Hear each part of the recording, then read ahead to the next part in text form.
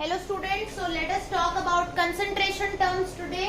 अब concentration terms क्या होती है? देखो, जब आपको लेबोरेटरी में सॉल्यूशन बनाने को कहा जाता है तो आपको उसकी कंसेंट्रेशन पता होनी चाहिए कि इसकी मोलारिटी क्या है, इसकी मोलालिटी क्या है, कितना मास इसमें डाले हम सॉल्यूट, कितना बनेगा सॉल्यूशन, ये सब चीजें आपको पता होनी चाहिए. So for this there are some of the concentration terms जिनमें आप मेजर करेंगे सॉल्यूशन की composition.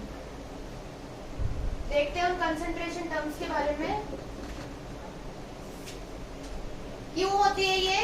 To know composition of solution, right? Okay, first is mass percent. तो बेटा मास परसेंट क्या होता है? देखो, इसमें होता है मास ऑफ सॉल्यूट. कितना मास सॉल्यूट डाला गया है पूरे मास ऑफ सॉल्यूशन से अगर हम कंपेयर करें. दोनों होते हैं ग्राम्स में और परसेंट है तो मल्टीप्लाई 100. ये आपका फॉर्मूला है मास परसेंट का. ठीक है कि सॉल्यूट, जो सॉल्यूशन में कितना सॉल्यूट डाला है उसका मास लेना है. पूरा सॉल्यूशन जितना बन गया, ऐसा नहीं सिर्फ सॉल्वेंट, पूरा सॉल्यूशन, सॉल्यूट प्लस सॉल्वेंट बनके कितना सॉल्यूशन बन गया उसका मास लेना है. उसको मल्टीप्लाई 100 करना है तो आपको मिल जाएगा मास परसेंटेज. ठीक है. नेक्स्ट है volume percentage. It is also same like this only. इसमें आ जाता है volume, that is volume of solute in ml, volume of solution in ml multiply 100 as it is percentage. So यहाँ आप volume डालेंगे सॉल्यूट का ml में. यहाँ पे पूरे सॉल्यूशन अब कितना वॉल्यूम का बन गया उसका value and multiply with 100. Now याद रखना यूनिट सेम रहनी चाहिए. अगर आप न्यूमरेटर में ग्राम ले रहे हैं तो डिनोमिनेटर में भी ग्राम लें. अगर आप न्यूमरेटर में ml ले रहे हैं तो डिनोमिनेटर में भी आप ml लेंगे. ठीक है. इसमें गलती आपको नहीं करनी है. You can pause the video in between and you can write it down. हम नेक्स्ट कंसंट्रेशन टर्म की बात करते हैं, that is volume by mass by volume percent. तो बेटा देखो, इसमें क्या होता है, as the name suggest you will take the mass of solute in grams and divided by complete volume of the solution in ml multiply 100. By this you will get the mass by volume percentage of the solution. समझ आया? Next आपका जो concentration term है जिसमें आप composition बता सकते हो सॉल्यूशन की, इट्स ppm, पार्ट्स पर million.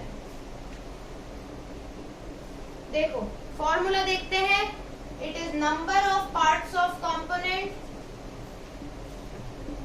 Number of parts of component divided by total number of parts of component.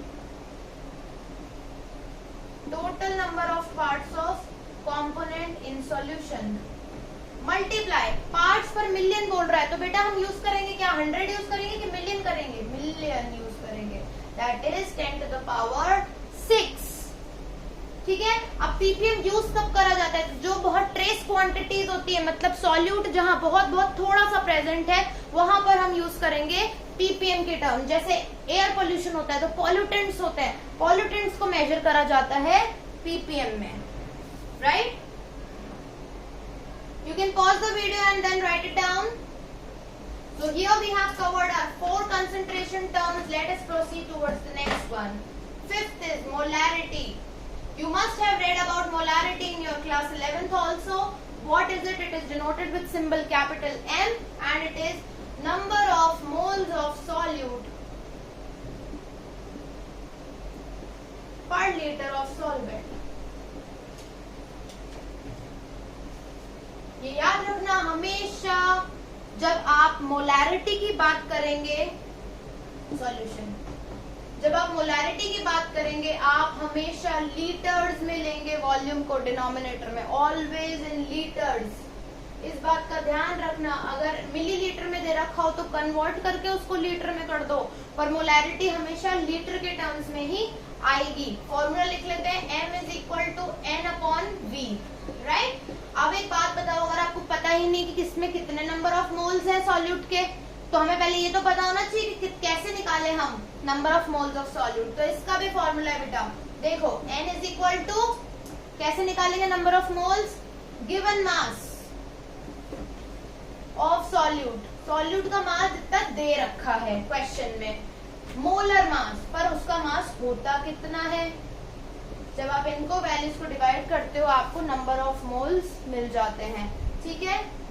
तो आपका फॉर्मूला बन गया, जैसे मैं इनको भी डिनोट कर देती हूँ किसी एक सिंबल से, जैसे गिवन मास को मैंने डिनोट कर दिया m0 से, वॉल्यूम का W है, और यहाँ मैं, या गिवन मास को मैंने डिनोट कर दिया W से, वॉल्यूम गिवन है V, और मोलर मास m0 से। So this we got our formula of molarity.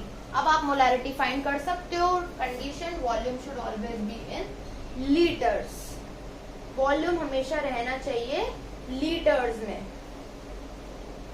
समझ आया।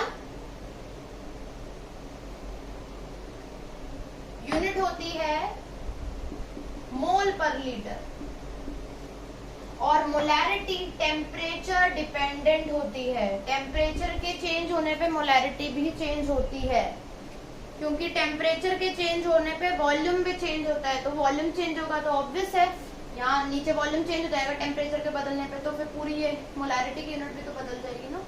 Note it down.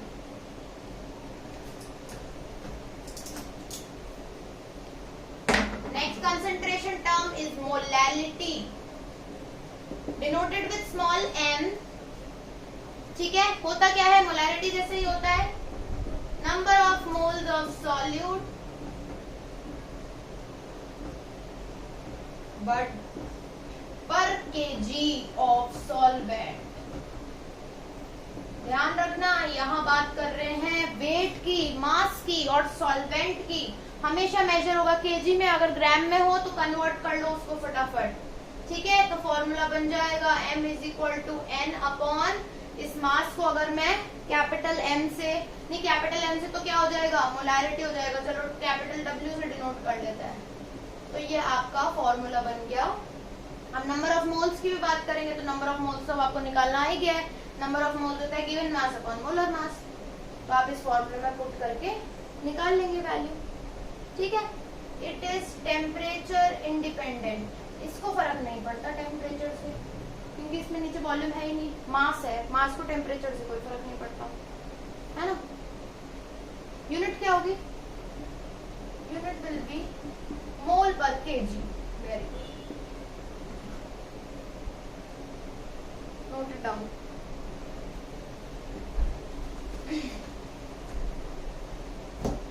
Next concentration term की बात करते हैं, जिसका नाम है mole fraction,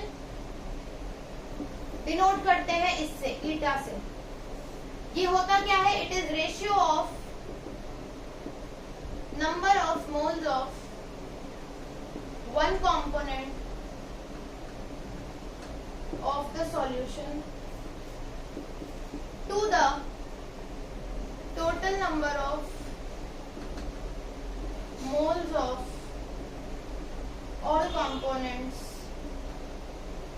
of the solution।